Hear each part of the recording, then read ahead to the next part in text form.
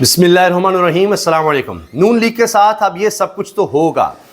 उलमा मशाइख अब ये बात कर रहे हैं, कुछ को तो साथ मिला लिया गया, लेकिन ज़्यादातर अब भी खड़े हैं, डटे हुए हैं। और आप ये देखें कि इसी तरह से एक आलिम दीन आते हैं स्टेज पर, जबकि नून लीग के वज़ीर सेहत ख्वाजा इमरान नज़ीर स्टेज पर मौजूद होते हैं और वहाँ पर आकर, ये फ्लैटीज़ होटल लाहौर है, वहाँ पर आकर उनको एहसास दिलाने की कोशिश करते हैं कि आपने किसी मजहबी तंजीम के खिलाफ क्रैकडाउन करना है, उसको कलअदम करना है, वो अलग किस्सा है, लेकिन आप सबको क्यों तंग कर रहे हैं। और यहाँ पर आकर इन आलिम दीन ने यह कहा कि हाथ खड़े करके आप बताएं कि क्या आपको तंग नहीं किया जा रहा। भाई, जिन लोगों के पीछे आप नमाज पढ़ते हैं उनकी चादर चार दीवारी का तकद्दुस पामाल हो रहा है, ये क्या हो रहा है। तो इन्होंने बड़े आराम से, बड़े तामुल से ये लफ्ज़ इस्तेमाल किया कि मैं दरख्वास्त करता हूँ वज़ीर सेहत साहब आपसे कि आप मरीम नवाज़ साहिबा तक हमारा पैगाम पहुँचाएँ। और इन्होंने वहाँ पर हॉल में बैठे लोगों से कहा कि हाथ खड़े करके बताओ कि आप लोग तंग नहीं हैं। और फिर ख्वाजा इमरान नज़ीर ने इनको कहा कि इनको तो जाना चाहिए स्टेज से, तो फिर इनको उतार दिया गया। ये देखिए, मेरे कुछ नहीं होता, सुन तो ले, माइक उनसे ले लिया जाएगा। आप आए, आप सामने बैठे, चले। ये देखिए,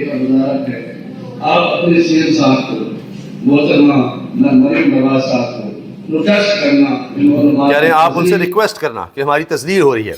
अब ये बात आलिम दीन कह रहे हैं कि जी मसाजिद और आइम्मा मसाजिद की तज़ीक हो रही है, तो घरों चार दीवारी का तकद्दुस पामाल हो रहा है, ये हमारी बात आगे पहुँचाएँ। उन्होंने आगे पहुँचानी थी, उन्हीं को स्टेज से नीचे उतरवा दिया।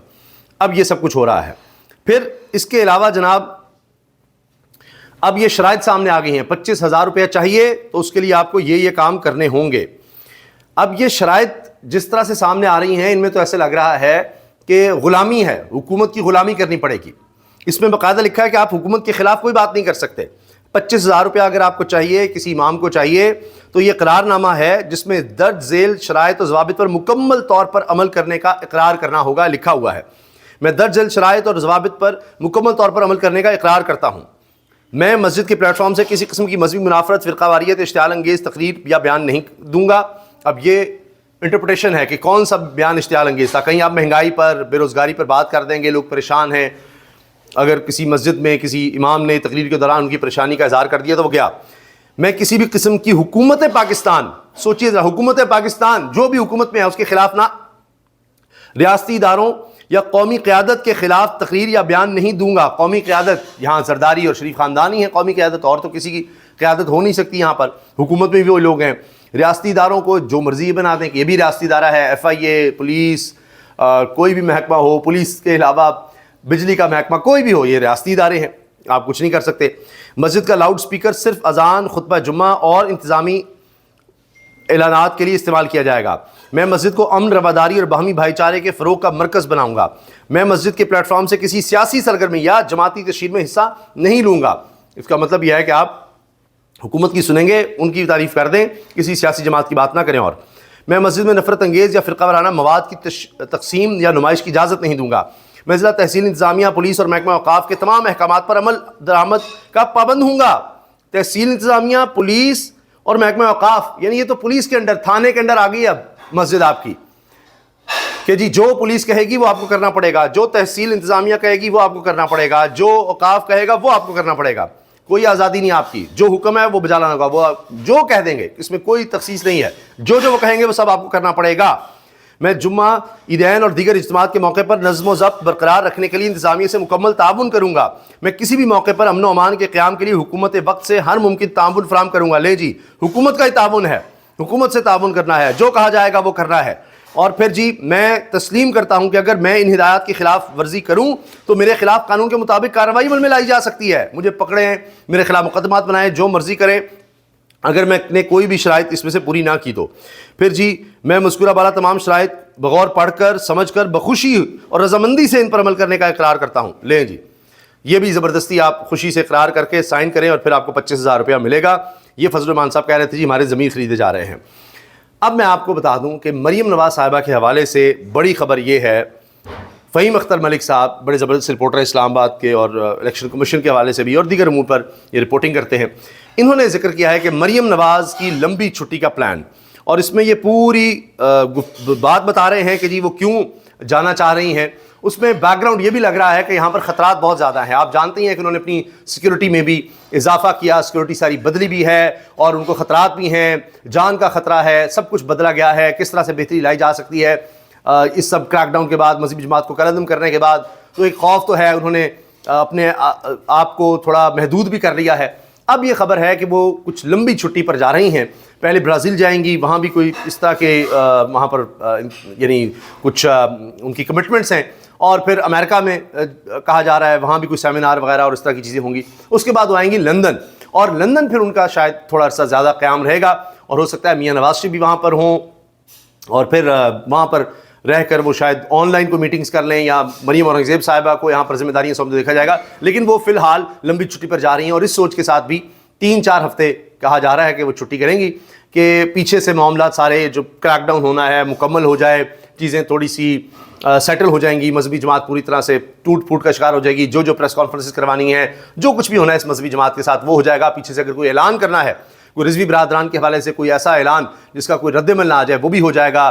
پھر 19 نومبر کو علامہ خادم حسین رضوی صاحب کا عرس آ رہا ہے, ان کی برسی ہے, وہ 3 دن کا ہے معاملہ, اس پر بھی شاید کریک ڈاؤن ہوگا, لوگوں کو نہیں آنے دیا جائے گا. لیکن جو بھی اس میں ہونا ہے وہ بھی ہو چکا ہوگا.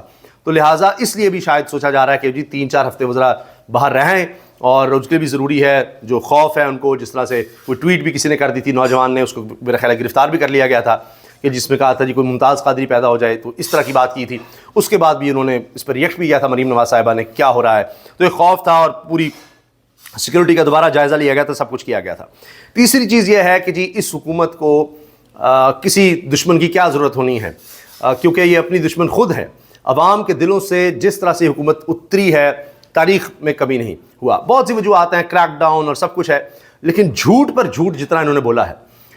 یہ آپ دیکھیے کہ اختیار ولی کو استعمال کیا گیا, پی ٹی وی پر ایک بند کمرے میں ان سے بیان لیا گیا, اور کہا گیا کہ جی دیکھیں یہ جو وزیر اعلیٰ بنا ہے اس نے کیا کیا کیا ہوا ہے, 9 مئی کے حملوں میں ملوث رہا ہے, کور کمانڈر پر حملے میں ملوث رہا ہے, اور اس نے یہ سارا کچھ کیا ہے. سہیل آفریدی نے دیکھیں یہ ویڈیوز ساتھ چلائی گئی, یہ سرکاری ٹی وی پر, اور پھر باقی کچھ پرائیویٹ چینلز پر بھی چلوائی گئی, ہیڈ لائنز میں بھی چلوائی گئی. لیکن پتہ کیا لگا کہ یہ تو 9 مئی کی ویڈیو ہی نہیں ہے, نہ یہ کور کمانڈر ہاؤس کی ویڈیو ہے, اور انہوں نے خود اپنی ٹائم لائن پہ شیئر کی ہوئی تھی یہ اوریجنل ویڈیو. سہیل آفریدی نے جھوٹ پکڑا گیا. آپ یقین کریں کہ اس طرح سے جھوٹ بولتے ہیں, اور سفید جھوٹ کانفیڈنس کے ساتھ بولنے کی کوشش کرتے ہیں, لیکن آپ کو نظر آئے گا کہ یہاں اختیار ولی کی باڈی لینگویج تھی کیا. تو ذرا سنیے انہوں نے جھوٹ پر جھوٹ کس طرح بولا, اور اس ویڈیو کے بارے میں کیا کیا کہتے رہے. اب کیا پیکا ان پر لگے گا؟ تو کیا ہم یہ کہیں کہ یہ عشق عمران ہے کہ آپ ریاست پر چڑھیں گے, دوڑیں گے؟ آپ نے تو کابینہ بنانے کی بڑی ٹھان کے رکھی ہوئی تھی کہ میں عمران خان سے ملوں گا تو کابینہ بناؤں, حالانکہ آپ کو یہ نہیں پتا. یا آپ کے ارد گرد جو 2-4 بیرسٹر ہر وقت گھومتے پھرتے ہیں, انہی سے ذرا پوچھ لیں, ذرا رہنمائی لے لیں. یہ ثاقب نثار کی عدالت کا فیصلہ تھا کہ کسی کنوکٹڈ بندے کے مشورے سے کوئی کابینہ نہیں بنے گی. کوئی کنوکٹڈ بندہ, اس کے مشورے سے حکومت کی تشکیل نہیں ہوگی. کنوکٹڈ بندے کے پاس پارٹی کا کوٹا نہیں ہوگا. حکومت سازی میں اور پارٹی کی پالیسی سازی میں اس کا کوئی عمل دخل نہیں ہوگا. یہ فیصلہ تو آپ کے بہت پیارے بڑے چہیتے چیف جسٹس صاحب. اب اس کے بعد میاں نواز شریف سے ہی کنسلٹیشن ہوتی رہی. اسحاق ڈار صاحب بنے تھے, مفرور بھی تھے میاں نواز شریف صاحب, پوری کابینہ ان سے ملنے جایا کرتی تھی پی ڈی ایم کے دور میں. یہ سب کچھ ہوتا رہا ہے, اور اب ان کو یہ خیال آ رہا ہے. پھر انہوں نے یہ سارا کچھ جو الزام لگایا, اس کی ویڈیو میں آپ کو دکھاتا ہوں کہ خود سہیل آفریدی لگا چکے ہیں, اور یہ ویڈیوز اصل میں ہیں 16 مارچ کیونکہ 13 مارچ کی ہے, تو اس سے پہلے کی ہیں, مئی کی نہیں ہے. یہ دیکھیں, یہ خود انہوں نے اپنے ہینڈل سے لگائی ہوئی ہیں. یہ دیکھیں, یہ انہوں نے یہ ویڈیوز لگائی ہوئی ہیں کہ جی وہاں خول بھی تھے, یہ بھی تھے, میں احتجاج میں تھا. تو یہ سب کچھ کوئی کہہ رہا ہے کہ زمان پارک کی ہیں, مختلف جگہوں کی ہیں. زمان پارک کا زیادہ تر لوگ کہہ رہے ہیں.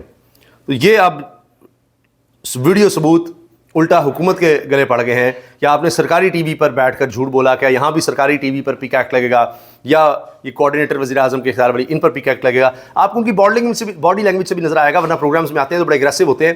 یہاں تھوڑے وہ نظر آ رہے تھے, گھبرائے ہوئے تھے, جیسے کسی کے کہنے پر وہ یہ کر رہے ہیں, اور زور زبردستی سے ہی یہ سب کچھ کروایا جا رہا ہے. تو یہ ہے جناب حکومت کا حال, کہ جس طرح میں دیکھ رہا تھا جیو فیکٹ چیک میں بتایا گیا پوری ڈیٹیل کہ سب سے زیادہ جھوٹ تو حکومت کے لوگ بولتے ہیں.